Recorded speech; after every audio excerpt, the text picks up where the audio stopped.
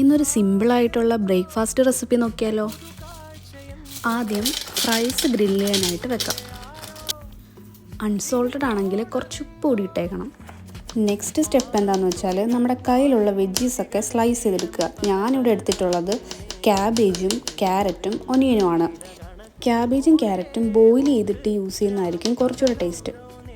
ഇതിൻ്റെ കൂടെ മെയിനായിട്ട് വരുന്ന ഒരു ഐറ്റമാണ് മുട്ട. നമ്മുടെ എഗ്ഗ് ഒന്ന് ബോയിൽ ചെയ്തിട്ട് അതും സ്ലൈസ് ചെയ്തെടുക്കുക.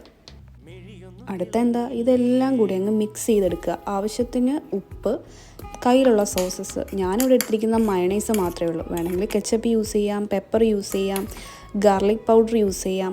ഇതെല്ലാം കൂടി എന്നിട്ട് ബണ്ണോ അല്ലെങ്കിൽ ബ്രെഡിലോ സ്റ്റഫ് ചെയ്തെടുക്കുക. ഇഷ്ടമുണ്ടെങ്കിൽ ചീസും ആഡ് ചെയ്യാം. പിന്നെ ലാസ്റ്റ് നമ്മുടെ ഫ്രൈസും. പിന്നെ ഇത്രയൊക്കെ സിമ്പിൾ റെസിപ്പിയാന്ന് പറഞ്ഞാലും നമ്മുടെ നാട്ടിലെ ഫുഡിൻ്റെ അത്രയും വരത്തില്ല. അപ്പോൾ ഹാവ് എ ഗുഡ് ഡേ.